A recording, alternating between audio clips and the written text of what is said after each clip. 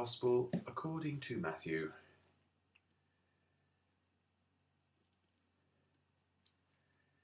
Jesus said, "You are the salt of the earth, but if salt becomes tasteless, what can make it salty again?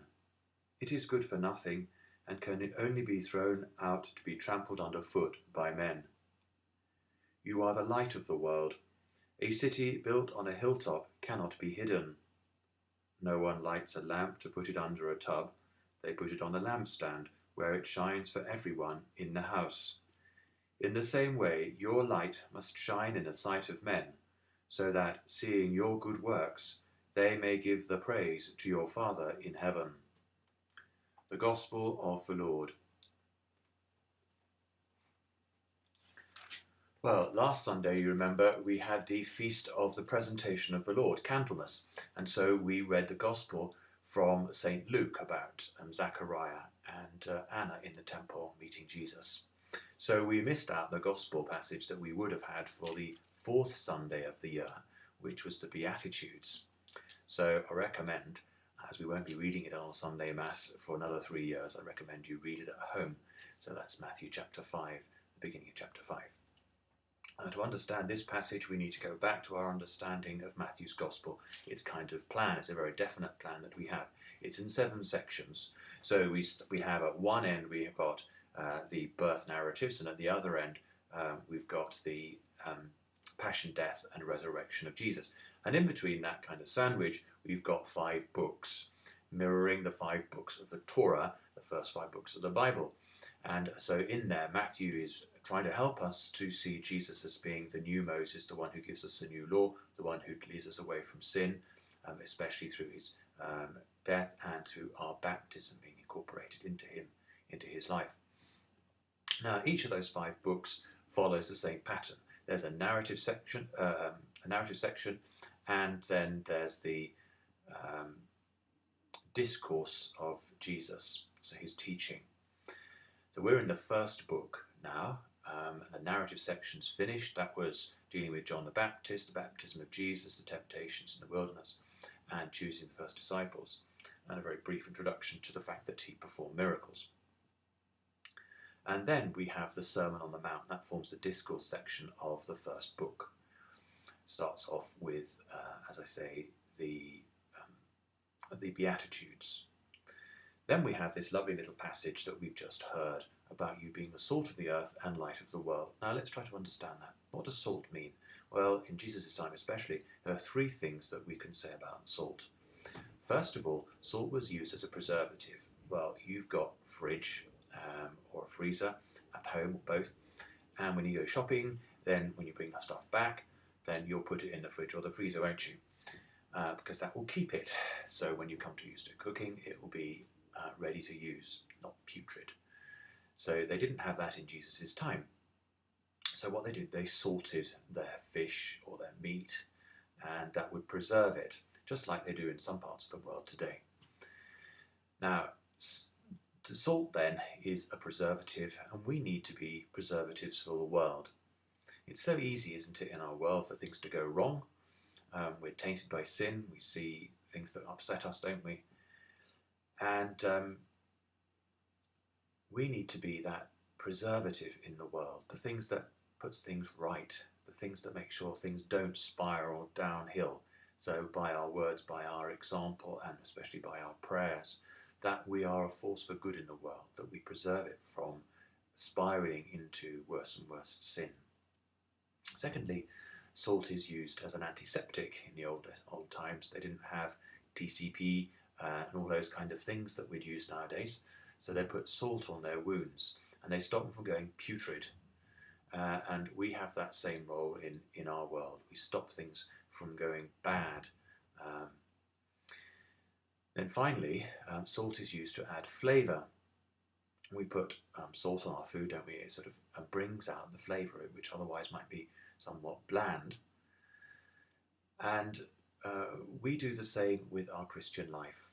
The fruit of Christian life should be joy, an inner joy that is not affected by what goes on by haphazard, what happens by chance in our life. That's really the meaning of happy. It comes from the word hap, like haphazard. which is by chance. So, no, our deep joy, our Christian joy, comes welling within us from our Christian faith. And that should be visible to those around us as well, that we bring joy into the world, not a dull life, which sometimes has been the accusation against Christians, that we make life dull, take the spice out of life. In fact, we should be the happiest of all people and bring that joy into our world. So those are the things about salt. Now then, if salt becomes tasteless, it loses its saltiness, what does that come from? Well, it seems there's a possibility that that comes from the practice of the Jews in Jesus' time of their ovens. Now, an oven was outside the house, and one way of helping to reflect heat back into the oven was to have a bed of salt underneath the oven. But the time came when that was no longer very effective, and so they had to renew the salt. So the salt was no good for anything, so it was just chucked out on the street and got trodden in. And that might be the most plausible explanation of what Jesus is really referring to there, that we would be like that salt and chucked out if we are not living up to the standards of being the salt for the world.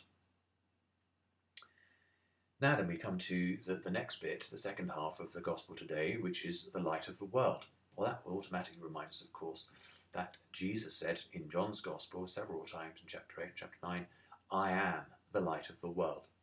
When we read the Sermon on the Mount, not only are we seeing what Jesus is telling us we are like, he's actually describing himself, because he's like asking us to be like him. So if we're to be like him, we need to understand what he's like. Although he doesn't say it exactly those words in the Sermon on the Mount, he's telling us what we should be like. Really, we're getting a glimpse of Jesus himself through this Gospel passage. So he's saying we should be light of the world. Well, that's quite an easy concept to understand. In fact, it wasn't something new for the Jewish people. They understood themselves as the Jewish race to be the light for the world. They were revealing God to the world, that he would make his glory manifest to them. The idea of converting the whole world, though, and seeing Jesus as the Messiah was a Christian idea, which developed that idea of the Jewish nation being the light of the nations. Now, obviously, if we have light, we're not going to trip up, we can see our way around, we can see the beauty of things. If it's in a dark room and there's a nice picture there, you won't see the detail, you won't see it very clearly.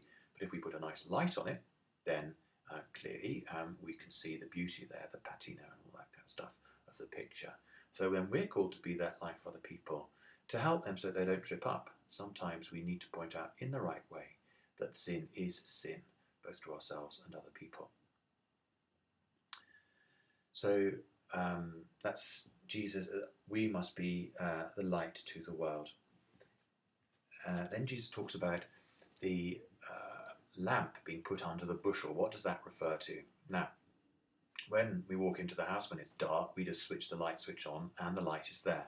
When Jesus' time, they didn't have that. Their houses were very small. They had, a bit like a hobbit, I suppose, a round window, sort of 18 inches diameter, and that would let in a little bit of light. But so the main light source in the house was an oil lamp, which looked rather like a gravy boat, if you like, and that was put on a stand. And it had oil floating, oil inside, and floating in the oil was a wick. Now, of course, they didn't have matches or lighters, no easy way of getting a flame to light it. So when they left the house, for safety's sake, they would put it under a clay pot, a modium, and that was a bushel measure. So when we hear later on in the Gospel a measure of wheat, bushels of flour, how many, with a dishonest steward, for instance, how many measures of wheat do you owe? So many bushels, 100 bushels.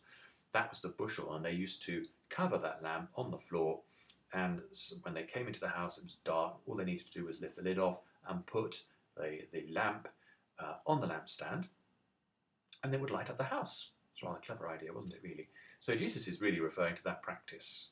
When you walk into the house, you don't just leave it under the bushel, you don't leave it hidden away, you put it on the lampstand. So then you light up the whole house for everybody there. Remember, it's a one-room house in those days. So not only do we get a wonderful picture of life in the first century, first Christian century, but we have an idea of what Jesus himself was like, and that we are called to be like him.